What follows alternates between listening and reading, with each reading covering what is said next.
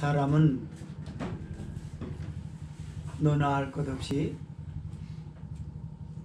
영광과 성공을 위해 고집을 합니다. 비천하다고 여겨지는 계곡을 굳이 경건한 성직자가 아니라면 고집할 이유를 찾지 못합니다. 그러나 높은 산 정상에 올라갈 때가 있다면 반드시 하강하여 하산해야 할 때도 오는 것입니다. 지상 천국의 산정 경험 외에는 엄연한 현실에 직면하게 된다는 말입니다. 현실은 산정처럼 아름답거나 또는 시적이거나 스릴이 있는 것이 아닙니다. 산정의 저 높이는 미답지의 계곡에 단조로운 일상에 그저 비례할 뿐입니다. 우리가 산정에서 하나님의 영광을 경험하지만 하나님의 영광을 위해서 성도가 살아가야 하는 것은 바로 그것이 아닙니다. 변화산의 베드로가 실패한 것도 바로 거기에 있었던 것입니다. 주의 영광을 보고 거기서 내가 주를 위하여, 모세를 위하여, 엘리야를 위하여 초막 셋을 짓겠다라고 하는 어리석음이 그래서 발생이 된 것입니다. 하나님의 백성이 살아야 하는 곳은 어딘가요? 바로 비천하다고 여겨지는 겸허하고 절제가 있는 아름다운 영역, 바로 이 계곡입니다.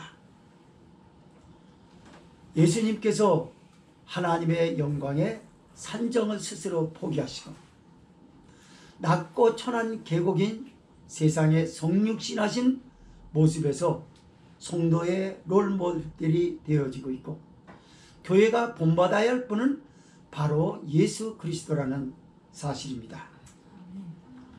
우리가 살아야 하는 것은 겸허한 이 영역인 줄 믿으시기를 바랍니다.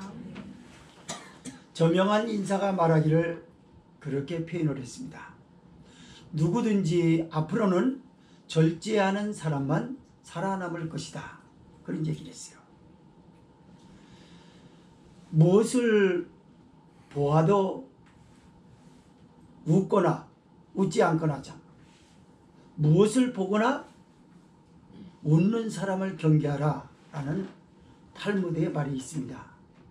이게 무슨 말인지 잘 들어보시기 바랍니다. 무슨 말이냐면, 유태인들은 그 탈무드적 인간을 지향하는데요.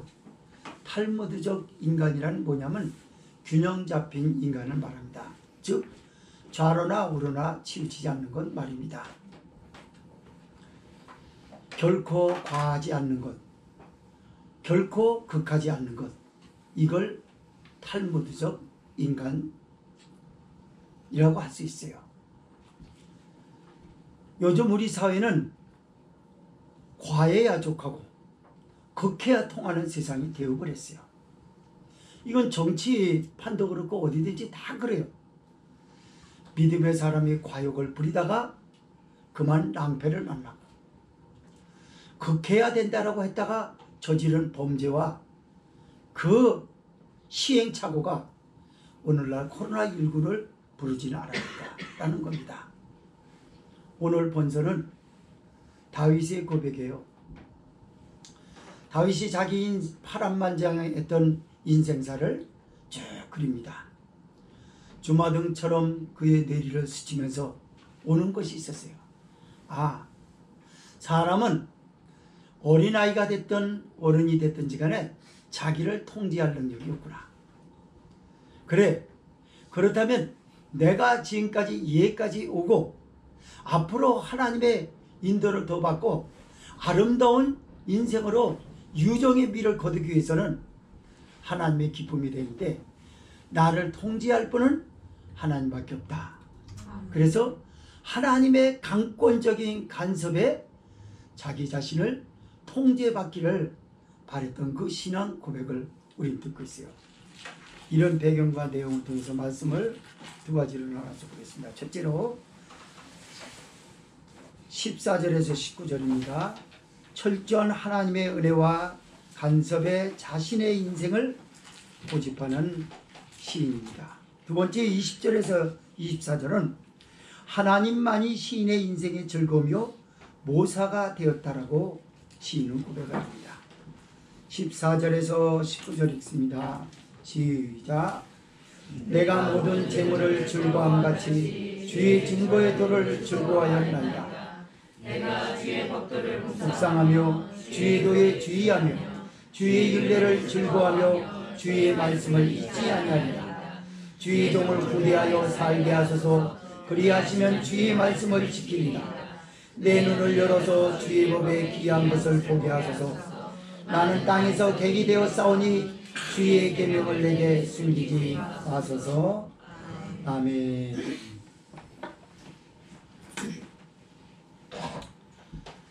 다윗이 이런 생각에 잠겼습니다. 자신은 어려서부터 하나님을 잘 섬겨왔고요. 그래서 완벽한 인생인 줄 알고 살아왔습니다. 그런데 보다시피 우리아의 아내 밧세바를 취한 범죄 사건이 그의 인생사에 걸림돌이 되어버렸습니다. 그리고 자기 집안에 일어나는 풍파는 너무너무 무서웠습니다. 그래서 앞으로 이 나약한 인생이 하나님의 인도를 과연 평탄한 대로 받을 수 있겠냐는 그런 고민에 빠져버립니다. 그러면서 모든 독자들도 똑같이 자신과 똑같이 어린아이가 됐든 어른이 됐든지 간에 나를 통제하는 사람은 아무도 없다. 여기에 결정을 내려버렸어요. 그렇다면 어떤 문제, 어떤 비법으로 그가 하나님의 인도를 받으려고 했을까요? 그것이 14절을 내서 말씀합니다. 내가 모든 재물을 즐거움같이 주의 증거의 도를 즐거워하였나이다 라고 말씀합니다. 사람은요, 돈 싫어하는 사람이 없어요. 돈의 가치가 투여된 보석을 싫어하는 사람 없어요. 뭐 여자가 꼭 여자가 아니더라도 남자도 여전히 보석은 좋아합니다. 그뿐인가요? 돈이 되는 것은 미천한 일이 된다 할지라도 과감하게 자기를 포기하면서 거기에 달려듭니다. 이렇게 재물을 얻고자 하는데 모든 사람이 혈안이 돼 있어요.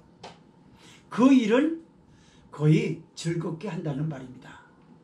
그런데요, 오늘 본서 시인은 내가 주의 증거의 도를 즐거워하였나이다. 뭐처럼? 재물처럼. 도대체 주의 증거의 도가 무엇입니까? 우리 법원에서 그런 얘기를 했죠. 법원으로 가기 전에, 재판으로 넘겨지기 전에 증거 대봐, 증거 대봐 하지 않습니까? 증거는요, 하나님의 역사의 흔적을 말합니다. 하나님의 역사의 흔적은 어떻게 되어 있을까요? 창세기부터 요한계시록까지 있어요.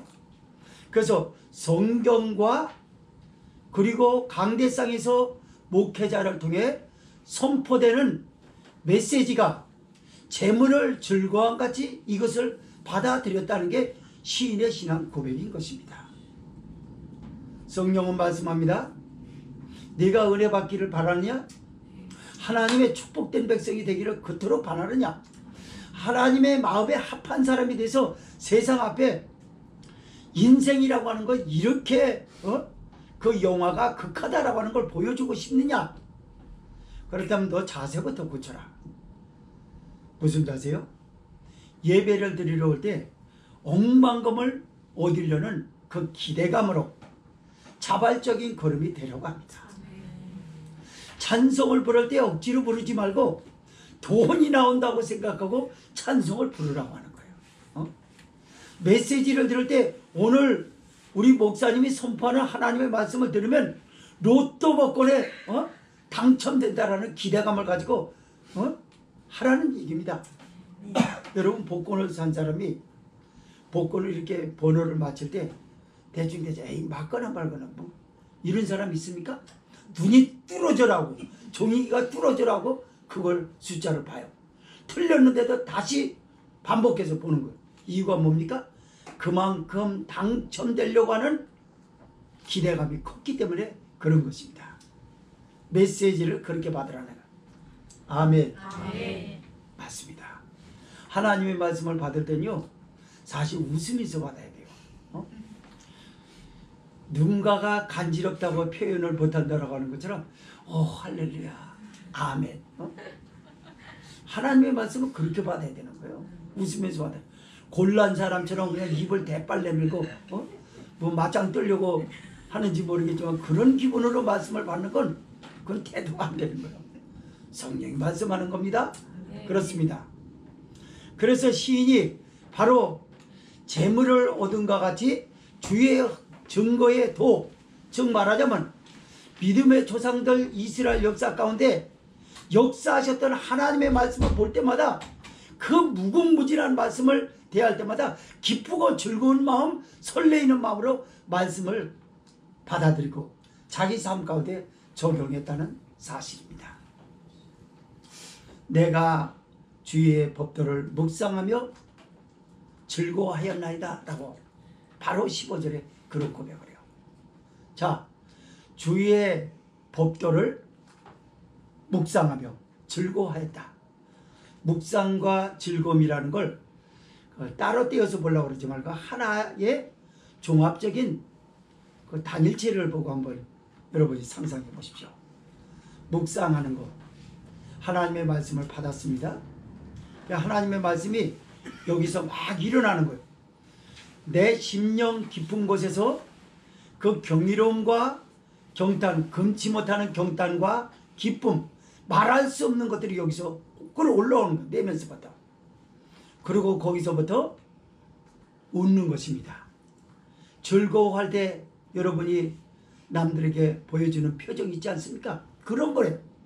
여기서 올라오는 것, 세상과 무엇과도 바꿀 수가 없어요. 이것이 올라올 때 묵상으로 인하여서 내면 깊은 곳에서부터 하나님의 은혜가 끌어올라서 거품처럼 위로 몰려올 때 그 기분은 어떻겠습니까? 그 사람은 주위를 의식하지 않아요. 어디서 무슨 소리가 나는지 몰라요. 저도 그것만큼은 아니어도 성경을 보고 이렇게 하고 무슨 책을 읽다가도 밥 먹으라고 그러면 못 들을 때가 많아요. 뭐 차려놓고 먹으라면 못 들을 때가 많아요. 그만큼 거기에 깊이 빠져들었다는 말입니다.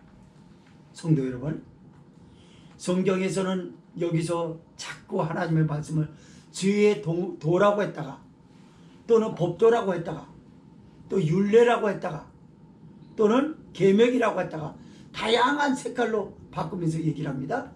왜 그렇게 얘기를 할까요? 이것은요, 성령으로 오시게 될 그리스도께서 성도들에게 밀접하게 간섭하시고 함께 해 주시사 다양하게 영적인 경험을 하고 육적으로 새로운 경험을 하게 될 것을 각양각색으로 표현해 주는 예수 그리스도를 말하는 줄 믿으시기 바랍니다. 예수님은 성령으로 오셔서 약한 자에게 강하게 하십니다. 가난한 자를 부유하게 하십니다. 무명인을 유명하게 만드십니다. 질병에 걸린 자에게 치유를 주십니다. 소심한 자에게 대범하게 하십니다. 그래서 우리 성령님은 비둘기같이 온유한 성령이기도 하시지만 불길 같은 성령님이시기도 하고 바람 같은 성령이시기도 합니다. 다양한 색깔을 여기서 말하는 것이라 그 말이에요. 예수님을 보여주기 위해서. 주의 율례를 즐거워하며 주의 말씀을 지키리다. 하나님, 내게 베푸셨던 은혜가 크고 이 세상에 어떤 사람이 좋아도 저처럼 이런 걸 경험할 수 있을까요? 이런 경험이 날마다 새롭게 경험이 될 텐데 내가 하나님의 말씀에서 떠나서 무엇을 지키겠습니까? 주의 말씀을 지키려다 라고 하는 것이 여기에 담겨져 있는 것입니다. 주의 종을 후대하여 살게 하소서. 그리하시면 내가 주의 말씀을 지키리다 또는 잊지 아니하리다 라고 표현해요. 여기요, 주의 종을 후대하여 살게 하다는 후대라는 얘기는 무슨 말이냐면요, 시인이 하나님과 사귐을 갖는데요, 긴밀한 관계를 맺고 그리고 강권적으로 자기를 간섭해 달라는 것이 여기에 포함이 되어 있어요. 사람은요, 보통 자기 자아가 다 강해서 남의 간섭하는 거 싫어요. 그래서 잘 모르는 사람 같은 경우는 하나님 나를 간섭해 주세요. 누군가의 기도를 들었는지 모르지만 그런 얘기를 너무 쉽게 얘기합니다. 하나님의 간섭은 무서워요. 하나님의 간섭은 가만히 있는데 간섭하지 않아요. 삐뚤어 갈 때 간섭합니다. 그것이 무서운 죽을 병일 수 있어요.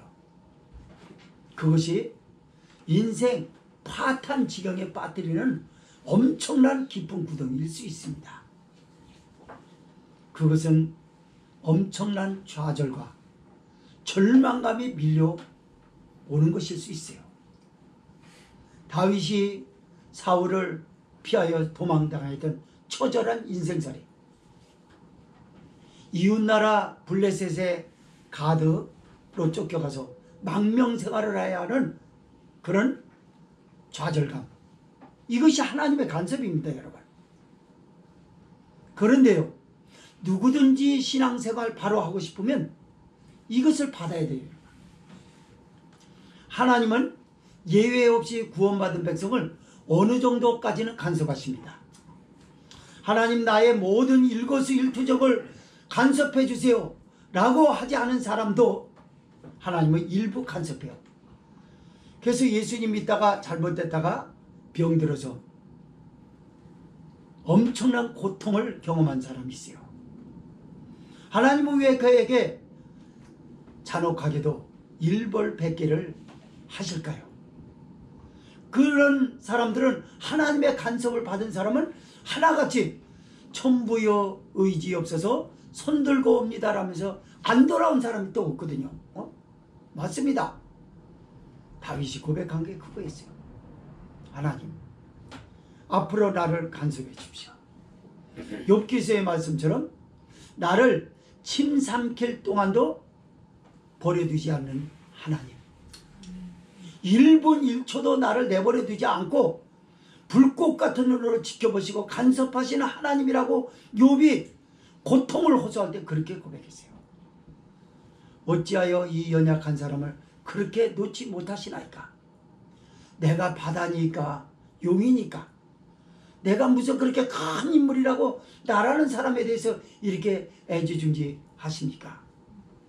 여러분, 하나님의 아들 예수 그리스도가 그 천하보다 귀한 한 영혼을 얻으려고 십자가에 죽으시는 거예요.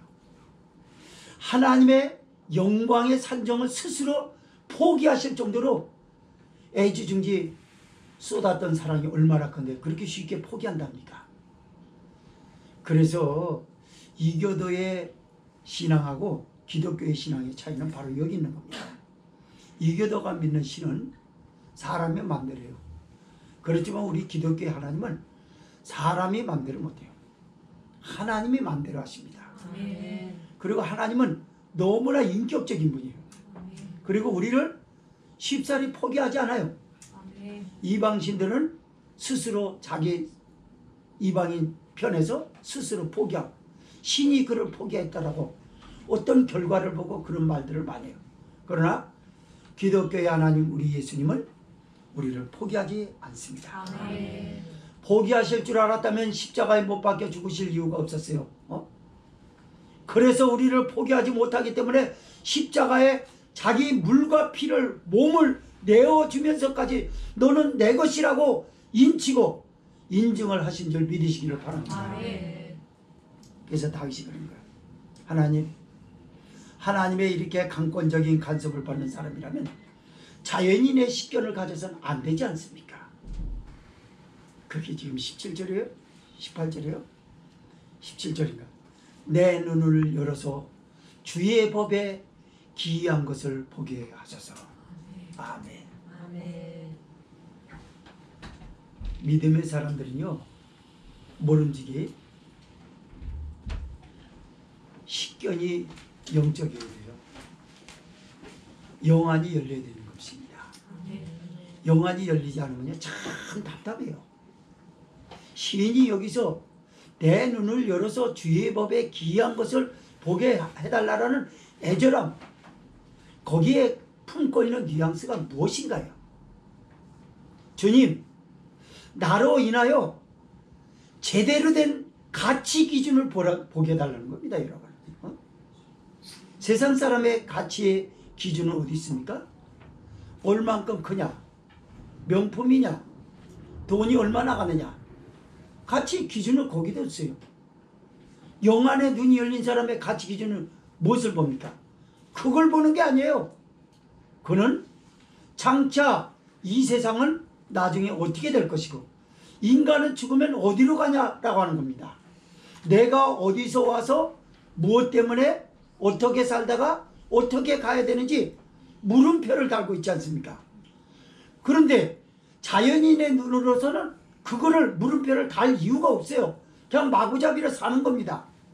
믿음의 사람들이요. 그러나 우리는 마구잡이로 살지 않아요.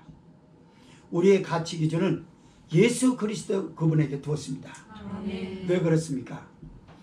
인간 조상 아담이 하나님에게 불순종을 하고 그 불순종이 모든 인간들이 자의로 무슨 짓을 하든 안 하든 간에 그 죄는 고스란히 유전받았어요. 그래서 모두 죄 아래에 있는 거예요. 저 서은이가 서은이도 얼마나 죄가 많은지 몰라요. 다 죄 아래에 있어요.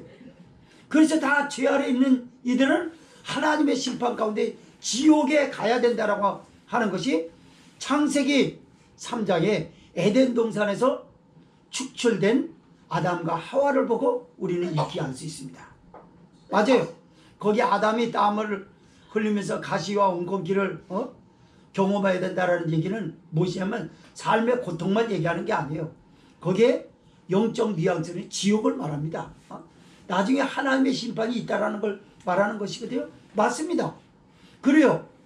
그런 걸 버젓이 알고 있는데도 그 사람 가치 기준이 아직도 세상적 기준에 맞춰져 있다? 그건 곤란한 거죠. 육신의 정욕, 안목의 정욕, 이생의 자랑 가운데 지금도 빠져서 산다 그러면 그건 딱한 사람이죠. 가엾은 사람이죠.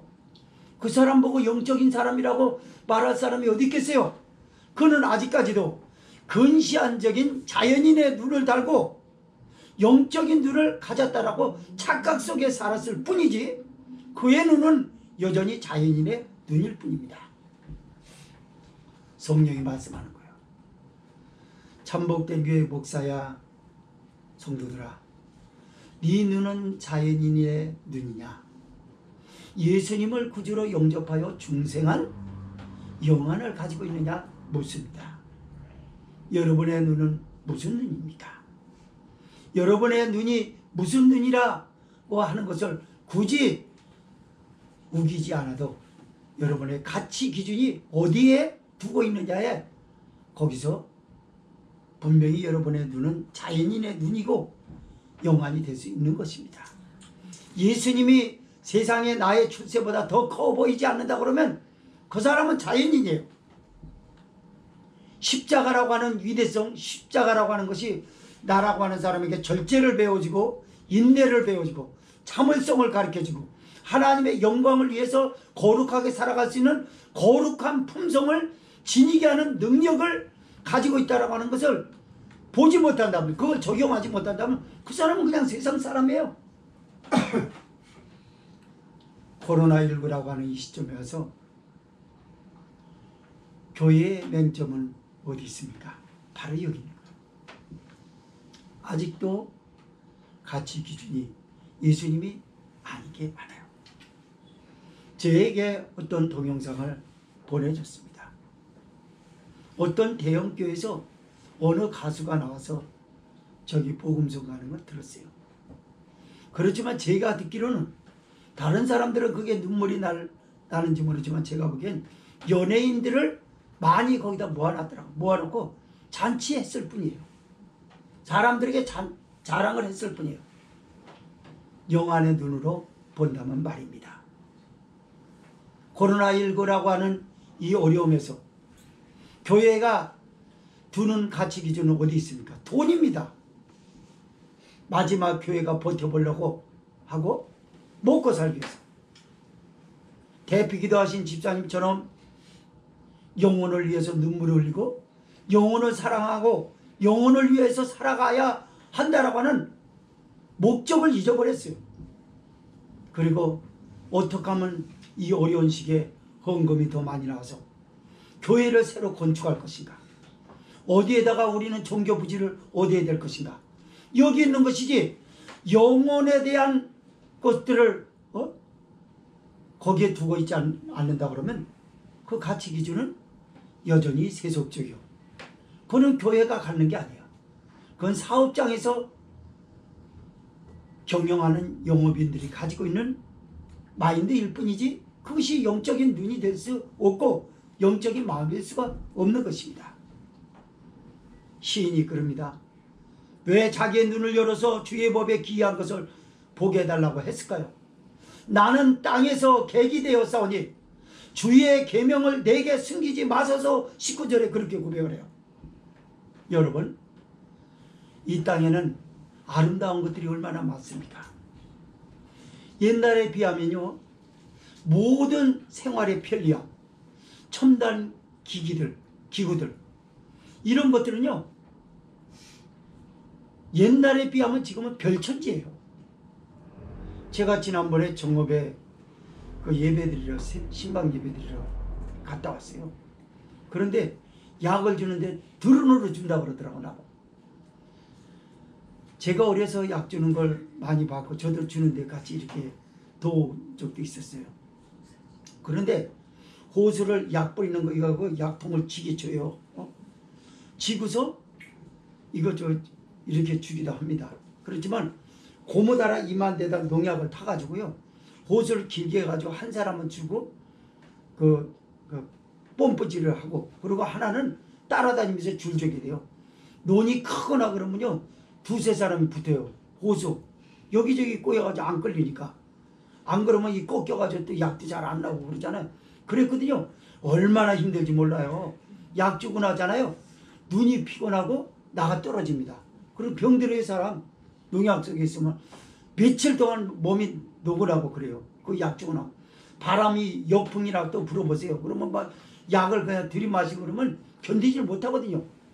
그런데 이제는 세상이 편해서 딱 스위치만 누르면 드론이 다니면서 다 주는 거예요. 이 세상이 이런 세상이 돼버렸어요. 이렇게 땅이라고 하는 것은 모든 영화가 가득해요. 누릴 것들이 너무나 많아요. 문화와 관광, 여가와 취미, 먹거리, 얼마나 사람을 미혹하게 하는 것들이 많습니까? 그리고 사람들에게 유혹의 손이 여기저기서 얼마나 많이 뻗어요. 그런데요, 신령한 눈을 열어줬던 시인은요, 땅에서 객이 됐다고 합니다. 뭐요? 정을 붙이지 못하는 거예요. 남들은 세상 가운데 빠져가지고 거기에서 호적되면서 나오지 못하는데 시인은요 어울리질 못해요. 그러니 땅에 육신의 정력, 안목의 정력, 이생의 자랑이라는 거에 사람들이 전부 취해가지고 그 육신의 향연에 빠져가지고 빠져나오지 못하는데 시인은 거기에 함께 동화가 안 되는 거예요. 나는 땅에서 객이 되었사오니 주의 계명을 내게 숨기지 마소서. 아유, 하나님이 말씀을 숨길 이유가 있겠나요? 맞습니다. 성령이 여러분에게 들려주는 세미한 음성을 들어보십시오. 너에게는 왜 하나님의 말씀이 꿀성이와 같지 않느냐? 너 혹시 세상과 보치된 사람은 아니냐? 그거예요, 여러분. 네가 세상에 보태고도 어떻게 하나님의 벗이 된다고 생각하냐? 그러니까 말씀과 너는 친구가 되지 못하지 않느냐? 말씀을 들어도 네가 깊이를 모르고 그 심오한 진리에 네가 그 경이로움을 감탄하지 못하는 이유가 뭐냐? 너 세상 가운데 너무 빠져있다. 네가 좋아하는 드라마를 너는 어떻게 보느냐? 예배를 너는 그것만큼도 못한 생각으로 드리고 있는 건 아니냐? 라는 겁니다. 세상에 벗이 된 사람이 그렇죠. 어떤 때는요, 예배보다 드라마가 너무너무 좋아서 드라마는 기다려도 예배는 기다리지 않습니다. 예배 시간은 왜 이렇게 빨리 와? 자고 일어나면 새벽 예배, 이틀 지나면 수요 예배, 또 이틀 지나면 심야 예배, 하루 좀 쉬려고 그러면 그 다음에 주일 예배, 계속해서 예배가 있잖아요. 그러니까 너무 많은 예배를 드려서 그런지 몰라도 예배가 무서운 거 있지. 범이 무서운 게 아니라 예배가 무서워요. 하루 좀 쉬려고 그러다가 안 드렸다가 그날 또 지옥 가면 또 그렇고. 그러니까 이거 지옥 안 가기 위해서라도 드려야 되는데, 오늘 성령의 속삭임에 보면 너무나 머쓱하지 않습니까? 그죠? 아니, 시인은 이때 당시도 그 사람은 누릴 건이 다 있었어요. 그런데 그걸 보기 좋게 포기했거든요. 아니, 포기한 게 아니죠. 안 돼요. 취하려고 해도 안 돼. 왜 그랬죠? 눈이 남다르거든. 이런 눈이 아니에요. 신령한 눈입니다. 그래서 그의 가치 기준은 하나님과 관계된 것에 있어요. 지금도요, 예수님과 관계된 것에 가치 기준을 삼고는 어떤 신령한 목사님은요, 엄청난 은혜를 받고, 어떤 성도는요, 은혜뿐만이 아니라 영혼이 잘된 것 같이 범사가 잘되고 강건하게 갔다라고 하는 원정수 권사님의 간증뿐만이 아니라 그의 복음 가는 사람들이 꽤 많이 있어요. 두 번째 말씀 드리겠습니다. 20절에서 24절은 하나님만이 시인의 인생의 즐거움이요 모사가 되었다고 고백을 합니다. 20절에서 24절 읽습니다. 시작. 주의 규례를 항상 사모함으로 내 마음이 상하나이다. 교만하여 저주를 받으며 주의 계명에서 떠나는 자를 주께서 꾸짖으셨나이다. 내가 주의 증거를 지켜 싸우니 회방과 멸시를 내게서 떠나게 하소서. 방백들도 앉아 나를 회방하여 싸우나 주의 종은 주의 인례를 묵상하리나이다. 주의 증거는 나의 증거며 나의 보상이다. 아멘. 제가 이 말씀을 보면서요, 세상에 땅에서 개기됐다니 이게 웬 말인가? 읽기도 부끄럽고 읽기도 오그라드는 표현이 여기 있지 않습니까? 이 여기가 얼마나 좋은데, 좋은 옷도 많고 맛있는 것도 많은데 오늘도 맛있는 음식이 준비되어 있는 것 같아요. 또 예배 드리면서도 은근슬쩍 그거를 기대할 수도 있는데, 세상에 널널이 열려진 영화를 보고서도 개기되었다? 그러니까 주의 계명을 그에게서 숨겨질 이유가 없지요. 어느 누구도 경험하지 못한 심오한 진리를 이 사람은 경험하는, 갈증이 호덕이는 표현을 보세요. 더 가관이라고 해야 되면 좀 너무한 표현 아닐까요? 내가 주의 윤례를 항상 사모함으로 내 마음이 상하나이다. 여기 마음이 상하다는 건 뭔 말하냐면요, 철수생을요, 부드러운 심장을 팍팍팍팍 훑어내린 걸 말이야. 아프죠? 생각만 해도. 망치로요, 뼘마디를 그냥 진 이겨가지고 으스라뜨린 걸 상하나이다라고 표현합니다. 이걸 한번 하나의 예를 들어보고 적용을 시켜볼까요? 시인이 그만큼 하나님의 말씀을 갈망한 거 보세요. 오늘로 말하자면 속상하다라고 하는 것부터 시작이 될 것 같습니다. 자, 우리 현아도 일주일 전에 수능 봤지요? 자, 어떤 수능생이 공부 잘하는 우등생이 있었어요. 선생님도 학생들도 전교 1등하는 우등생에게 기대를 하고, 그 학생은 만점은 아니더라도 만점에 복음 가는 것을 받을 거라고 기대를 했어요. 그 자신의 차입니다. 시험지를 받아들고 아주 그냥 뭐 자신만만해요. 손에서 땀이 나는 게 아니라 자신만만하다고. 그래서 시간도 여유 있게 해가지고 다 시험 쳤어요. 결과를 봤습니다. 12월 20일 날 지나서 봤겠죠. 학교 가서 성적표를 봤는데 충격이에요. 아니 이 점수가 내 점수라고? 이게 잘못된 거 아니야? 속상합니다. 거기서부터 이해를 해볼 수가 있어요. 사업을 하던 사람이 어떤 장사꾼이 요것만 저기 하고 그러면 대박을 터뜨릴 거라고 했어요. 그래서 팔리기도 많이 팔렸어요. 정신없이 물건을 팔고 손님과 상대하다 보니까 물건을 구입해서 본전이 얼마고 나가는 돈이 얼마인지 미처 셀 시간이 없었어요. 이게 어리석은 얘기 같습니까? 아니에요. 바쁘게 손님들이 많아서 바쁘게 장사하는 사람들은 계산 못합니다, 여러분. 물건을 가져오고 그리고 세돈도 내야 되고 가게 월세 내야 될 거 아니에요. 내야 되고 물건을 팔고 앞으로 더 구입해야 될 재료들, 음식 재료들 이거 하는 거 쉽지 않습니다. 그래서 그걸 잘하는 사람들이요 전문가를 둬요. 두세 명을 둔답니다. 식당 보통 손님을 그 1000여 명 가까이 상대하는 가게들이요 두세 명의 그런 행정가를 둬요. 그래서 꼼꼼하게 따집니다. 그거 안 하면요 누구 말 맞다나 앞으로 남고 뒤로 미치는 꼴이 돼요. 잘못하면 그 인건비 다 내줘버리고 장사 잘 돼가지고 모르고 있었잖아요. 자 그랬단 말이에요. 예를 들어서 얼마나 속상합니까? 계산하니까 내 인건비도 내 월급도 안 나오는 거야. 얼마나 화가 나겠어요. 그거보다 몇 배 과하고 극한 것이 내 마음이 상한 아이다 그럴 거예요. 뭘 얻지 못해서 억울한가요? 하나님의 은혜를 예배 가운데 참석하고 얻지 못하는 억울함을 가지시기 바랍니다. 사람들이 그걸 억울해하지 않아요. 마귀가 길가에 뿌려진 거를 쪼아먹고 돌밭에 햇볕이 나서 다 사라지고 이런 영적으로 악조건에 있는데도 불구하고 이런 영계의 두려움을 직감하지 못하고 있어요. 그리고 예배 오늘 드렸으니까 다음에 또 드리면 되는 것이고 참석한 것으로 끝나버리니까 억울함을 모르는 거예요. 여러분 예배 드리고 은혜 받지 못해서 억울함을 느끼지 못하면요 마귀 밥이 됩니다. 여러분. 그러니까 세상을 좋아할 수밖에 해요. 아니 교회에서 못 채운 거 뭐 세상에서 지금까지 채워왔는데 뭘 그래? 그 영화에 휘둘려서 살아라.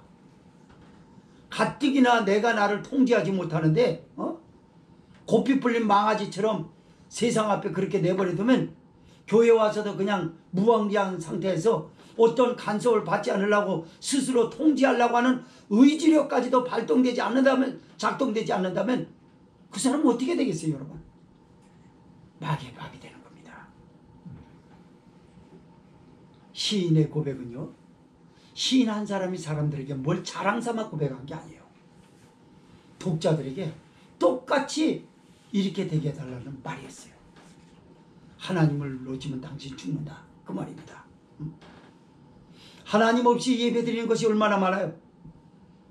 예수님 없이 예배드리는 사람들이 얼마나 많나요.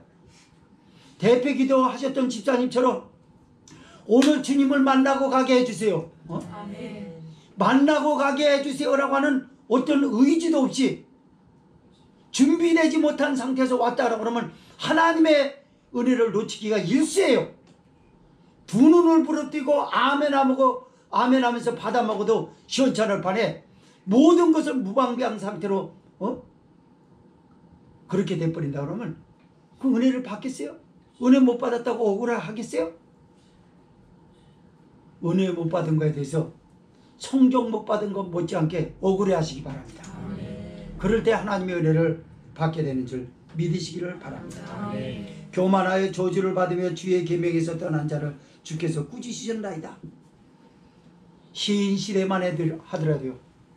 교만하여 하나님의 말씀을 의도적으로 거부하고요. 계명에서 스스로 떠나는 자를 주께서 꾸짖으신 걸 많이 봤어요. 심판받은 사울의 가문 다윗의 생활 아니었습니까? 그게? 그걸 봤어요. 왜 그 사람이 그렇게 됐습니까? 교만해서 그랬어요. 하나님의 은혜에서 스스로 은혜를 거부했어요. 주의 계명에서 스스로 떠나버린 거예요. 하나님이 너 하나님 잘 섬겨라. 하나님이 베냐민 지파의 약한 기스의 아들 사울을 왕으로 기름 부으지 않았습니까? 그 하나님을 처음에는 잘 섬겼어요. 그랬다가 교만해지니까 하나님의 은혜를 배척하는 거예요. 말씀을 배척합니다. 그래서 하나님이 꾸짖으시는 걸 다윗이 보지 않았습니까? 그게 길보아 전투예요. 거기서 여러분 다윗의 사울의 가문이 완전히 다 사라지지 않았습니까? 봤단 말이에요. 오늘날도 수도 없이 영적으로 교만하다가 타락된 목사님들도 많고요. 영적으로 교만한 성도가 복을 받았다가 그걸 그르치는 사람들도 수도 없이 보지 않았습니까? 하나님의 꾸짖음을 받은 사람을 수도 없이 봤어요. 맞습니다. 오늘도 하나님의 꾸짖음을 수도 없는 교회를 내리쳐서 어떤 목사님이 그런데 개척교회들이 난 그 정도인지 몰랐는데요. 62.4%가 문 닫았다고 그러네요. 이번 2년 채 안 되는 가운데서 견디질 못하고 문 닫았다고 그래요. 50명 미만의 교회들이 최고 많다고 그러더라. 거기. 그래서 다 문 닫았다고 그러고 그렇게 얘기하면서 큰일 났다고 더 기도해야 되고 그래야 될 것 같다고 그러면서 그런 얘기를 들은 적이 있어요? 맞습니다. 그 왜 그렇게 된 거예요? 하나님이 꾸짖잖아요. 꾸짖으실 이유를 그 교회에서 찾으신 거예요. 그분이 가치 기준이 여전히 예수 그리스도가 아니고 밥 먹고 살려고 욕깨나 부리고 그렇다 그러면 하나님의 꾸짖음 받지요. 수도 없는 사람들이 영적으로 교만하고 그리고 하나님의 은혜가 얼마나 큰지를 모르고 사는 사람들이 너무나 많아요. 그것이 교인이라는 거예요. 충격적이지 않습니까? 그리스도의 신부인 교인은 하나님의 은혜를 받으려고 더 혈안이 돼 있고 그 은혜에 향취해가지고 세상 사람들이 완전히 미쳤다라고 바울 사도에게 베스도가 얘기한 것처럼 모든 성도가 들어야 할 터인데 유독 극소수에 지나지 않는 몇 사람에게만 해당되고 그 나머지는 그렇지 않다 그러면 그게 은혜 받은 모습이냐 그 말이에요. 나는 주의 증거를 지켜서 하나님의 역사의 흔적인 말씀을 다 적용하고 믿음으로 지켰습니다 그 말이에요. 회방과 멸시를 내게서 떠나게 하소서라고 합니다. 나의 이 은혜 받는데 회방이 되는 것 그리고 내가 예수님 믿는 것에 대해서 멸시하고 조롱하는 눈을 보는 걸 내 시선에서 멀어지게 하소서라고 하는 거예요. 맞습니다. 다윗의 그 고백을 하나님은 다 들어주셨어요. 우리의 신앙을 회방하는 정치가 있습니다. 개인적으로 우리의 신앙을 회방하는 사단의 후예들이 많아요. 무리들이 많아요. 부지기수로 많습니다. 멸시하고 조롱합니다.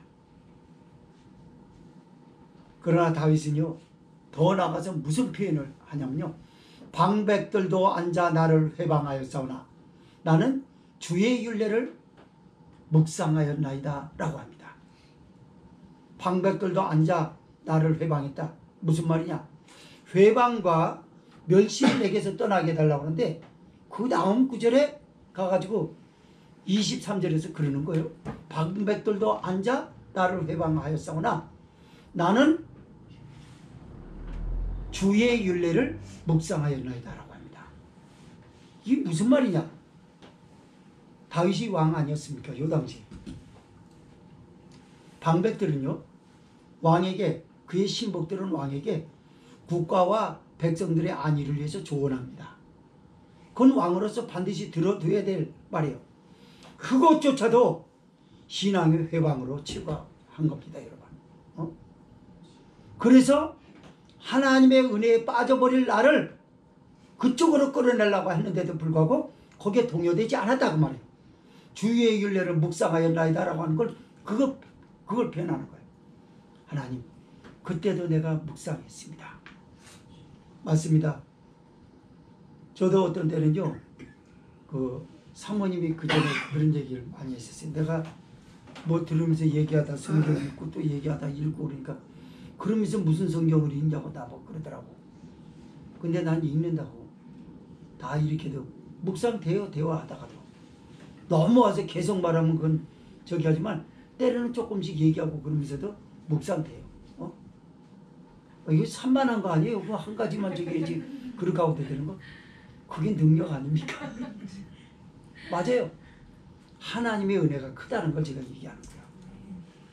내가 목적이 성경을 읽으려고 그러고 말씀에서 묵상하려고 하는데 목적을 거기다 뒀는데 조금 주변에서 방해했다고 거기에 동요가 됩니까? 안 됩니다, 여러분.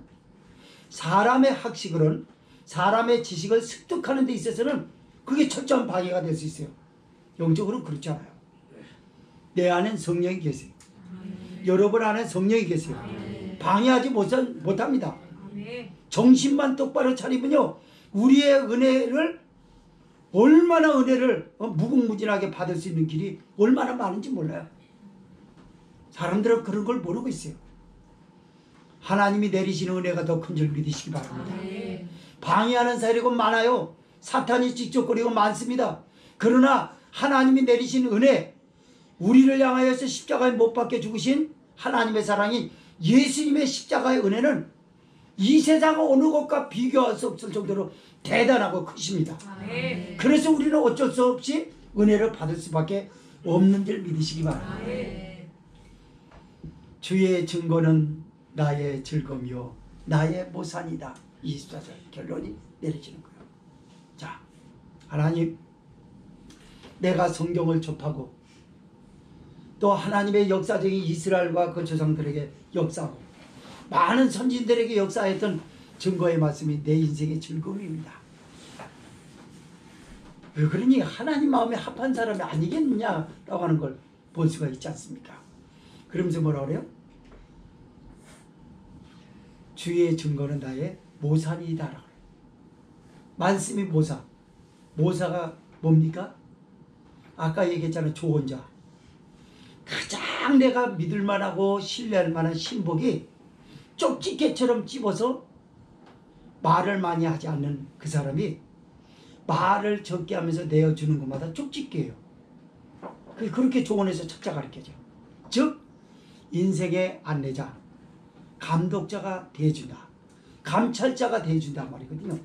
근데 다윗은요, 하나님의 말씀이랍니다, 여러분. 그래 하나님이 얼마나 기뻐하셨겠어요. 자, 말씀이 안내합니다. 아까 502장 찬송. 태산을 넘어 험곡에 가도 캄캄한 밤에 다니시라도 주께서 나의 길 되시고. 다윗의 고백이에요, 그거는. 그래서 하나님의 말씀이 등불이 됩니다. 그리고 안내해요. 낭떠러지는 절대 안내하지 않습니다. 다윗이 걸어가야 할 길만 밝혀주는 거예요. 그래서 모사라고 그랬어요. 하나님이 주신 말씀, 하나님은 내 인생의 모사입니다. 내 인생의 가장 즐거움이라 그러면 주님밖에 없어요. 오늘날로 말하자면 그 편이에요. 성도 여러분, 우리는 신약시대에 살고 있어요. 소위 말해서 은혜시대입니다. 왜 은혜시대라고 하냐? 다윗은 말씀이 자기의 즐거움이고 모사라고 하는데 우리는 말씀이 육신이 되어 오신 예수님이 직접 성령으로 오셨고 그 예수님이 보내신 영이신 성령님이 우리를 세상의 고아와 같이 버려두지 않게 해서 우리의 인생의 안내자가 되고 우리를 감독하여 주시고 감찰자가 되시기 때문에 넘어지는 일이 없을 거예요. 말씀을 정리하겠습니다. 성도 여러분, 다시 한번 여러분의 신앙을 점검해야 될 것입니다. 나는 내가 알아서 다 하는 사람이 아니에요. 말하기는 그렇게 쉽지만 지금까지 살아온 것도 내 맘대로 된 적은 없어요. 하나님의 간섭이 있었을 뿐입니다.